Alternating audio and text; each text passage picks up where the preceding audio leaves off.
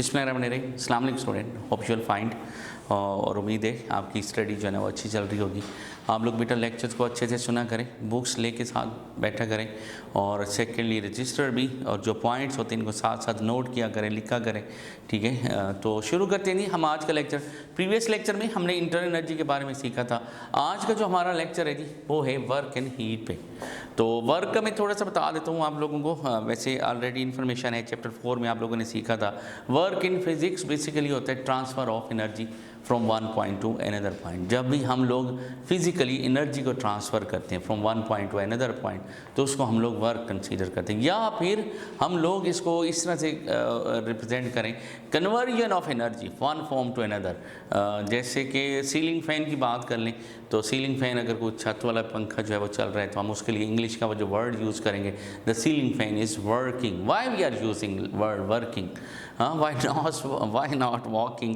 Because it is converting electric energy into mechanical energy, क्योंकि electric energy को mechanical energy में convert करें तो साइंटिफिक टर्म में, तो इसलिए हम इसके लिए वर्ड जो है वो वर्किंग यूज़ करें। तो वर्क क्या हुआ जी फिजिक्स में कि whenever we transfer energy from one point to another और convert one form of energy into another form, it is called work in physics. Similarly heat energy, about heat energy, तो previous lecture में हम लोगों ने इसको सीखा था। Heat energy also a exchange of energy, transfer of energy due to the difference between the temperature of different objects.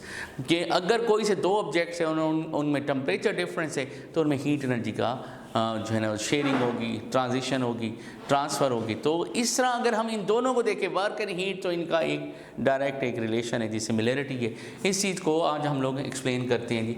तो क्या है जी, we know that both heat and work correspond to transfer energy by some means. किसी न किसी means के जरिए energy को हम लोग ट्रांसफ़र करते हैं। Equivalence of heat and work was first explain by joule. तो सबसे पहले ये जो इक्विवेलेंस है जी इसको एक्सप्लेन किया था साइंटिस्ट जाउल ने in the middle of 19th century. 19th century में साइंटिस्ट ने इस इक्विवेलेंस को एक्सप्लेन किया था। According to him that doing work on a system can produce the exactly same effect as adding of heat. कि अगर आप किसी भी सिस्टम पे वर्क करेंगे तो इसका इफेक्ट बिल्कुल वैसे होगा जैसे आप उसमें हीट एनर्जी ऐड करें।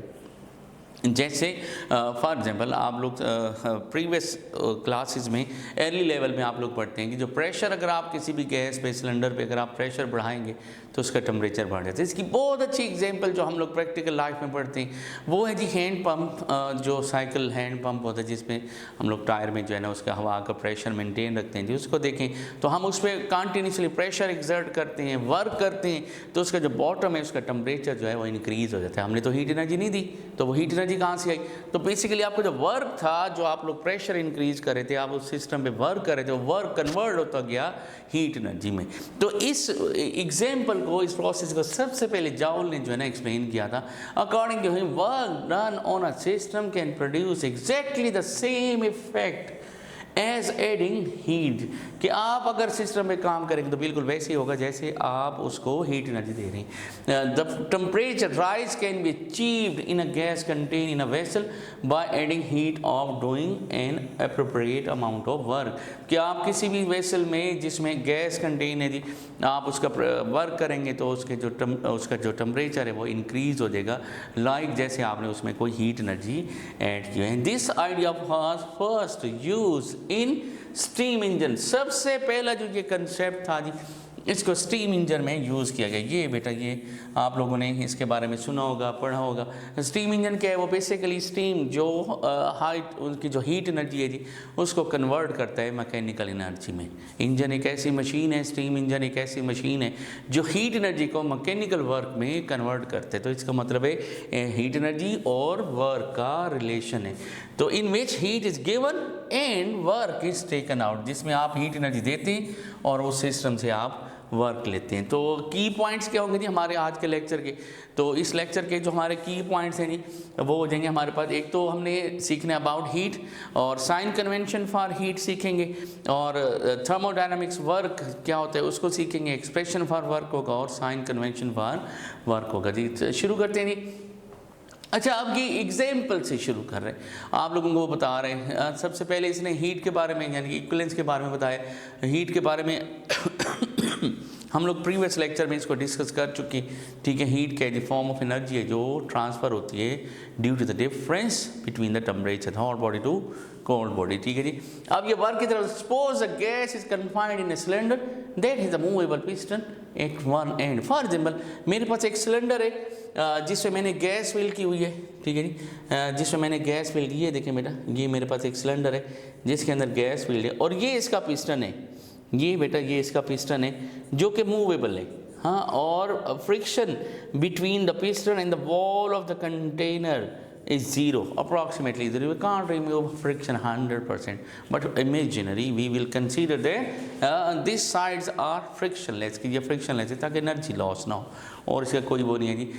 Suppose a gas confined in a cylinder that has a movable piston at one end, if P be the pressure of the gas in the cylinder, then force exerted by the gas on the piston of the cylinder is given by F is equal to PA। ये देखिए बेटा, ये मैंने थोड़ा सा इसको आप लोगों को हाईलाइट किया कि ये एक सिलेंडर है जिसके अंदर गैस फिल्ड थी और गैस मॉलिक्यूल जो हैं वो इस पिस्टन के ऊपर जाके फोर्स अप्लाई कर रहे थे, फोर्स पर यूनिट एरिया। अगर मैं इस फोर्स को एक्सप्लेन करूँ तो ये जो फोर्स अप्लाई कर रही है पिस्टन पे जाके, तो मेरे पास हो जाएगा F is equal to PE। अब ये रिलेशन कहाँ से आया, ये रिलेशन बेसिकली आया प्रेशर से, P is equal to force per unit area. इस रिलेशन से ये बेटा ये इक्वेशन ड्राइव की गई है। तो ये जो इन्होंने लिखा है F is equal to PA where A is the area of cross section of the piston, ये जो क्रॉस सेक्शन एरिया है जी इसका, इसको एक्सप्रेस कर रहे हैं। We assume that gas expand through delta V।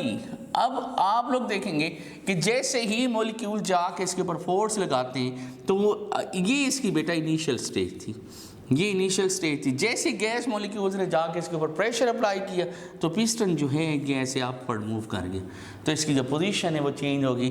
तो इसने कोई डिस्टेंस ट्रैवल किया है dx, मतलब गैस मॉलिक्यूल्स ने फोर्स अप्लाई की जिसकी वजह से पिस्टन ने कुछ डिस्टेंस ट्रैवल किया dx। अगर हम लोग इसको देखें तो सिलेंडर का ऐसा होल देखें तो हम लोग इसकी जो प्रॉपर्टी है वो हम लोग यूज़ करते हैं वॉल्यूम, और वॉल्यूम होता है जी एरिया इंटू डिस्टेंस, ठीक है। एरिया इंटू हाइट कहते हैं, डिस्टेंस कहते हैं, जो हमारी बुक पे ये कंसीडर कर रहे हैं। क्रॉस सेक्शन एरिया हो गया, तो ये तो हमारे पास हो गया। अब ये जो डिस्टेंस है, अगर आप डिस्टेंस को चेंज करेंगे तो अंडरस्टूड जो वॉल्यूम है वो भी चेंज होगा। और आप और मैं हम भी ऑब्जर्व कर रहे हैं कि जैसे ही मतलब इधर हुआ है जी, जैसे ही गैस मॉलिक्यूल्स ने फोर्स अप्लाई किए, गैस मॉलिक्यूल्स ने फोर्स अप्लाई किए, तो ये जो हमारा पिस्टन है ये पोजीशन A से पोजीशन B की तरफ आ गए, ठीक है जी।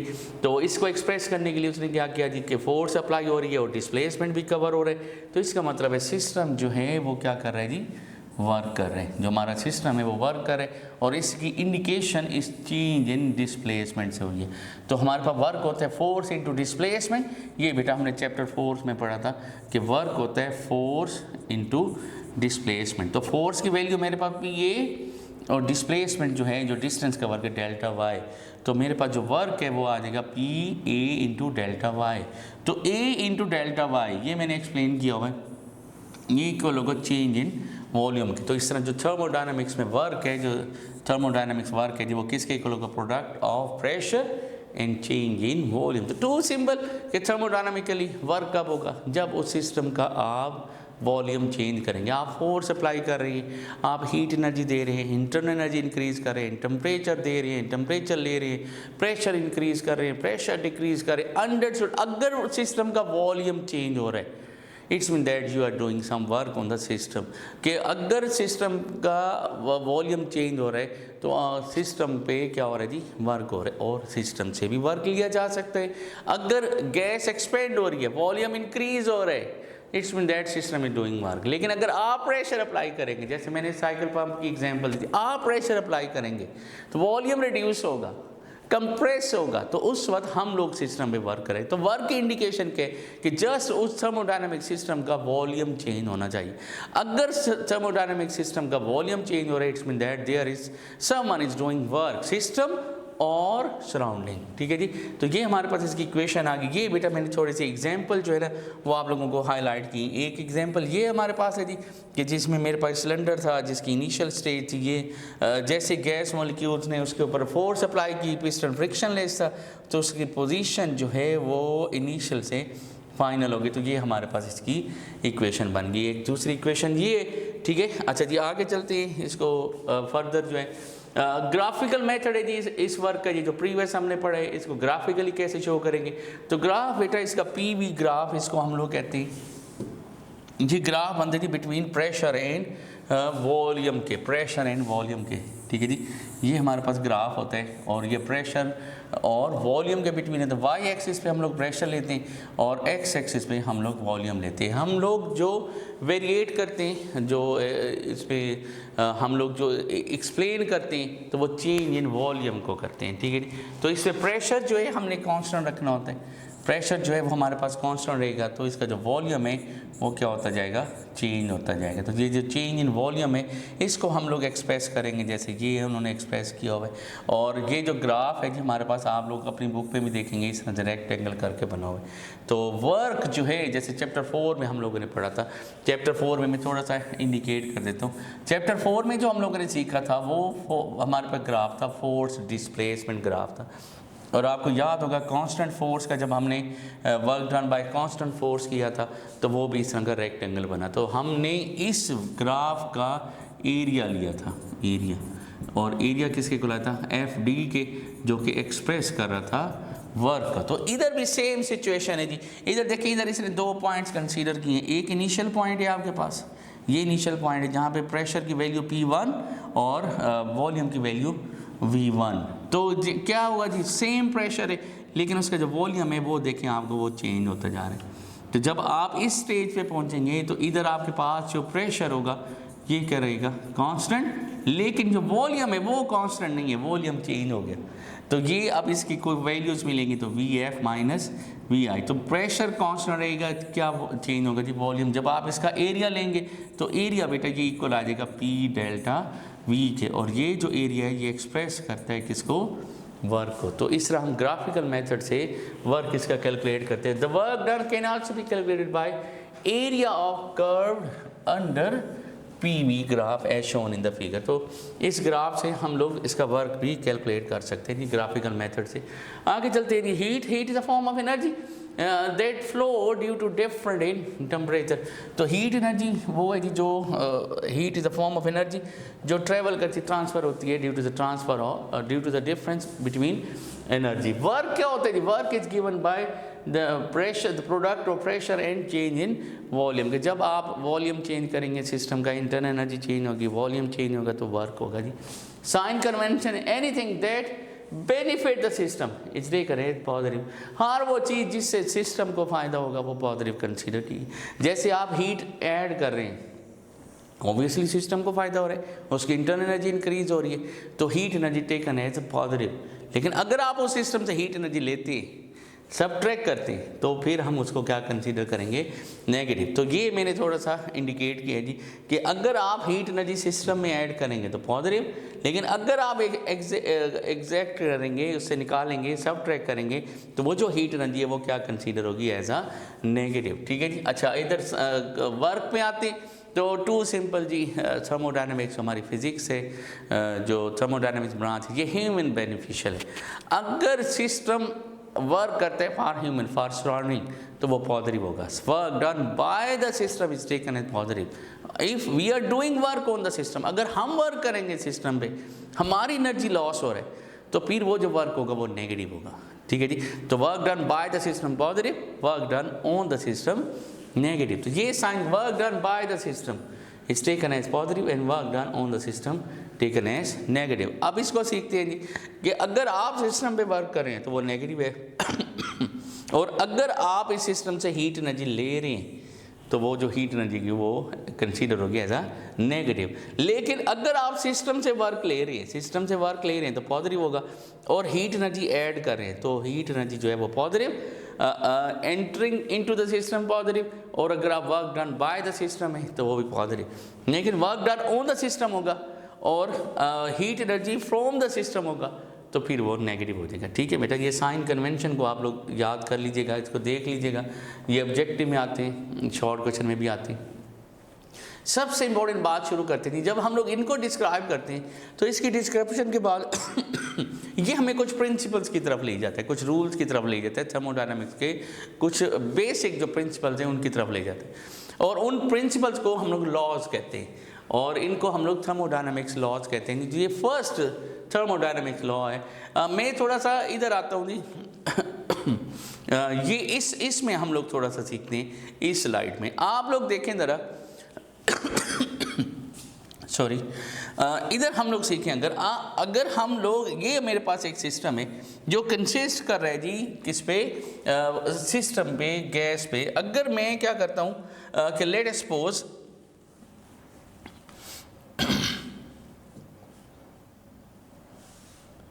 वही को क्या थी कि यार क्या मुसीबत है।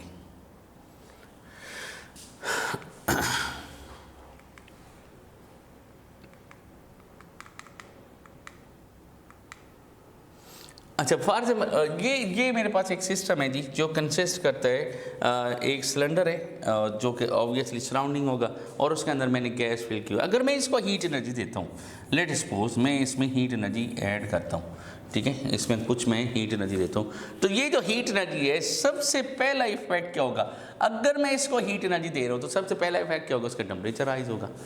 और मैंने प्रीवियस लेक्चर में सीखा कि अगर मैं सिस्टम को हीट एनर्जी दे रहा हूँ और उसका टेम्परेचर राइज हो रहा है तो अंडरस्टूड कि उसकी इंटरनल एनर्जी इंक्रीज हो रही है, तो सिस्टम की इंटरनल एनर्जी जो है वो क्या होगी, इंक्रीज होगी। तो पहला फैक्टर जो है कि अगर हम सिस्टम को हीट एनर्जी देते हैं तो पहला फैक्टर क्या होगा कि उसकी इंटरनल एनर्जी इंक्रीज होगी। ठीक है जी, एक चीज़ तो फर्स्ट लॉ ऑफ थर्मोडायनामिक्स हमें बताता है कि जब भी आप किसी सिस्टम को हीट एनर्जी देते हैं, जब भी आप किसी सिस्टम को हीट एनर्जी देते हैं, ठीक है जी, ये अकॉर्डिंग टू दिस लॉ क्या है जी, principle we deal with heat energy and,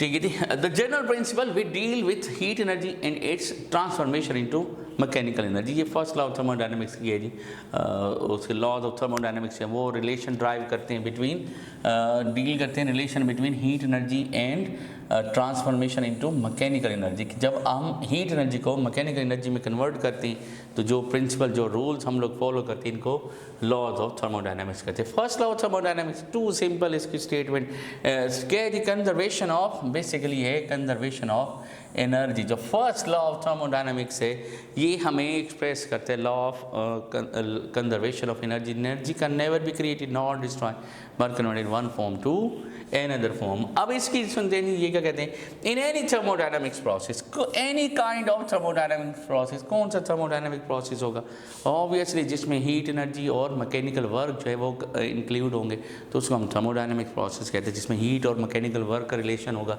when क्यों हीट इज एडेड, कि जब आप उस सिस्टम में हीट एनर्जी को ऐड करेंगे to a system and this energy appears an increase in internal energy, तो पहला काम क्या होगा जी, जैसे जितना आप उस सिस्टम को हीट एनर्जी देंगे तो सबसे पहले उसकी चेंज होगी इंटरनल एनर्जी, चेंज होगी इंटरनल एनर्जी। उसकी क्या रीज़न है कि जैसे हम हीट एनर्जी देते हैं तो हीट एनर्जी चेंज करती है टेम्परेचर को, तो टेम्परेचर जो है उसका राइज होगा, तो हीट एनर्जी देंगे उसका टेम्परेचर राइज होगा। टेम्परेचर जो है डायरेक्टली प्रोपोर्शनल है चेंज इन इंटरनल एनर्जी के, तो जैसे टेम्परेचर राइज होगा, because internal energy is a function of temperature, हमने प्रीवियस लेक्चर में सीखा है, तो जैसे जैसे आप हीट एनर्जी देंगे टेम्परेचर राइज होगा, तो अंडरस्टूड उसकी जो इंटरनल एनर्जी है वो इंक्रीज होगी, store in the system plus the work done. अब इसके साथ क्या होगा, जो वो सिस्टम जो है सराउंडिंग पे वर्क करना शुरू कर देगा। ठीक है, तो इसका मतलब है आप जो सिस्टम को हीट एनर्जी देंगे उसके टू जो है ना वो फंक्शन होंगे। फर्स्ट क्या होगा, चेंज इन इंटरनल एनर्जी, उस सिस्टम की इंटरनल एनर्जी को वो चेंज कर देगा कॉर्ड, और सेकेंडली क्या होगा, वो जो सिस्टम है वो सराउंडिंग पे वर्क करना शुरू कर देगा। ठीक है जी, it makes no distinction between work and heat. ये जो लॉ है जी हमें वर्क और हीट के दरमियान कोई डिस्टिंक्शन, कोई डिफरेंस नहीं बताता जी। According to it the internal energy hence the temperature of the system may be increased either by adding heat or to it or doing work on it or both. First law of thermodynamics is also called law of conservation of energy। क्या कहना चाह रहा है इसमें, to simple वो कहना चाह रहा है जी अगर आप हीट एनर्जी देंगे टेम्परेचर चेंज होगा, इंटरनल एनर्जी चेंज होगी। अगर आप सिस्टम पे वर्क करेंगे, अगर आप सिस्टम पे वर्क करेंगे तो फिर भी टेम्परेचर राइज होगा, इंटरनल एनर्जी राइज होगी। ये बेसिकली हमें ये सिखाना चाह रहा है। It makes no distinction between work and heat as according to it the internal energy hence temperature of the system may be increase either by adding heat, कि आप भले हीट एनर्जी दे दें या फिर उसके उस सिस्टम के ऊपर वर्क करें, दोनों कंडीशन में उसका टेम्परेचर, उसका इंटरनल एनर्जी इंक्रीज होगा। टू सिंपल, अगर हम सिस्टम को हीट एनर्जी दें या उस सिस्टम पे मैकेनिकल वर्क करें, इन दोनों कंडीशन का जो इफेक्ट है वो सेम होगा। और वो इफेक्ट क्या है? Increase in internal energy. उस सिस्टम की जो इंटरनल एनर्जी है जी वो इंक्रीज होगी। और ये इसकी एक कंपाइल इक्वेशन बनती है, heat energy given to a system is equal to the change in its internal energy plus work done. तो ये बेटा ये हो गया जी हमारे पास फर्स्ट लॉ ऑफ थर्मोडायनेमिक्स की स्टेटमेंट। आगे चलते हैं जी, इसमें क्या फर्स्ट लॉ ऑफ थर्मोडायनेमिक्स है delta Q and delta W are the path function but delta U is a point function. एक बात याद रखिएगा, ये हम लोग प्रीवियस लेक्चर में भी इसको सीख के आ रहे हैं कि इसमें डेल्टा क्यू और डेल्टा डब्ल्यू ये दोनों पाथ पे डिपेंड करती हैं, दोनों पाथ पे डिपेंड करती हैं। आप किस पाथ को फॉलो करेंगे ये उस पे डिपेंड करते हैं, मतलब वेरी करते हैं पॉइंट टू पॉइंट। लेकिन ये जो हमारे पास डेल्टा यू है ये पॉइंट फंक्शन है, ये सिर्फ और सिर्फ स्टेट ऑफ द सिस्टम पे इफेक्ट होता है। मतलब इसको जब हम लोग काउंट करेंगे तो हम लोग स्टेट ऑफ द सिस्टम को डिफाइन करने के लिए, यानी कि ये डिपेंड करता है स्टेट ऑफ द सिस्टम पे, यानी इनिशियल और फाइनल स्टेट्स पे, पाथ पे ये डिपेंड नहीं। In the above equation all three quantity delta Q heat energy given to a system, delta U change in its internal energy plus work done must be expressed in joule। उन तीनों को हम लोग किस में express करते हैं? जॉल में। The first law introduces the concept of internal energy. ये जो फर्स्ट लॉ ऑफ थर्मोडायनेमिक्स है ये इंट्रोड्यूस कराता है जी हमें इंटरनल एनर्जी को। अच्छा जी, लिमिटेशन के बड़ी सिंपल सी लिमिटेशन है, क्या है जी? अब देखिए हमने फर्स्ट लॉ ऑफ थर्मोडायनेमिक्स पढ़ा, इसको इंट्रोड्यूस किया, लेकिन अभी तक इसने डायरेक्शन नहीं बताई कि हीट एनर्जी कैसे फ्लो करेगी। डायरेक्शन ऑफ हीट एनर्जी हमें नहीं बता रहा, फ्लो ऑफ हीट एनर्जी, तो ये उसकी लिमिटेशन है। इधर आके ये जो है ना लॉ जो है ना flow of first law of thermodynamics does not indicates the direction of heat transfer. हमें हीट ट्रांसफर की जो डायरेक्शन है ना वो इंडिकेट नहीं करता। It does not tell anything about conditions under which heat can be transformed into work, and also it does not indicates as to why the whole of the heat energy cannot be converted into mechanical energy। क्या कहना चाह रहे हैं? कहते थे एक तो ये हमें एक्सप्रेस नहीं कर रहा कि transfer of direction of transfer of heat energy क्या है। सेकंड जो सबसे इंपॉर्टेंट पॉइंट है वो कहते थे आपने हीट एनर्जी दी है सिस्टम को और उसकी चेंज इन इंटरनल एनर्जी ना हो, बल्कि जितनी आपने इंटरनल एनर्जी दी है सारी की सारी कन्वर्ट हो जाए वर्क डन में, यूजफुल वर्क डन में। तो इधर भी क्वेश्चन मार्क है जी, ये भी हमें इसके बारे में कोई इन्फॉर्मेशन नहीं देता। ठीक है, ये सिंपली क्या कहते हैं कि आप हीट एनर्जी देंगे, सिस्टम की इंटरनल एनर्जी चेंज होगी, वर्क होगा, और जो आपने हीट एनर्जी दी है वो टू फंक्शन में जाके यूटिलाइज होगी, change in internal energy plus work done. Transfer of direction of heat energy क्या है? No idea. अगर हम क्या ऐसा पॉसिबल है कि हम हीट एनर्जी दें वो टोटली कन्वर्ट हो जाए वर्क डन में? No idea. तो ये इसकी बेटा लिमिटेशन हो जाएंगी। इसके बाद डेल्टा क्यू अगर पॉजिटिव होगी तो एडिड टू द सिस्टम होगा, नेगेटिव होगी तो एक्सट्रैक्टेड फ्रॉम द सिस्टम होगा। अगर इंटरनल एनर्जी पॉजिटिव है तो इंक्रीजिंग, अगर change in internal energy negative है तो डिक्रीजिंग होगा। Work done on the system होगा तो positive, work done by the system होगा तो नेगेटिव हो जाएगा। ये बेटा ये इसके पॉइंट्स हैं, इनको आप अच्छे से देखिएगा। अच्छा, इसकी डिटेल में जाएं तो इसमें एग्जाम्पल्स कुछ ले रहे हैं, तो इस एग्जाम्पल में सबसे पहले जैसे मैंने शुरू में ही डिस्कस किया था, तो एग्जाम्पल वो बाईसाइकिल पंप की एग्जाम्पल ले रहे हैं। अब बेटा आप इसको गौर से देखिएगा, ये मेरे पास मतलब उसकी एग्जाम्पल है, ये हमारी बुक में भी गिवन है। ये बाईसाइकिल पंप है जी, हम इसके ऊपर प्रेशर अप्लाई करते हैं तो इसका जो बॉटम है ये आप लोग फील करे होंगे, इसका जो बॉटम है जी इसका टेम्परेचर राइज हो रहा है, इंक्रीज हो रहा है।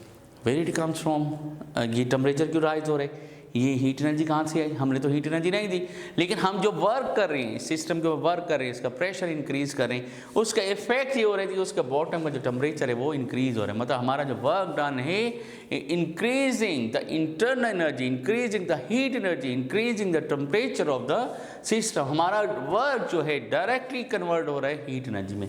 तो by second when we pump on the handle rapidly it becomes hot. It is due to the work done on the gas gas by which the internal energy of the gas is increase, हमारे work की वजह से वो increase हो रहा है। To check the temperature of the air, thermocouple बेटा वो डिवाइस है जिसको आप कहते हैं हीट सेंसिटिव डिवाइस होती है कि टेम्परेचर मेजर करने के लिए हम उसको यूज़ करते हैं जी। इज़ कनेक्टेड विथ आउटलेट, तो इसके आउटलेट के साथ आप थर्मोकपल लगा दें, ठीक है, और ये फिर शो करेगा उसका टेम्परेचर जो है वो ग्रेजुअली राइज हो रहा है। इस तरह प्रेशर को चेक करने के लिए हम वोल्ट मीटर यूज़ करेंगे और वो डिफ्लेक्शन शो करेगा जिससे कंफर्म होगा कि इसका जो प्रेशर है वो भी इंक्रीज हो रहा है। अच्छा जी आगे चलते हैं, ये हमारे पास हो गया।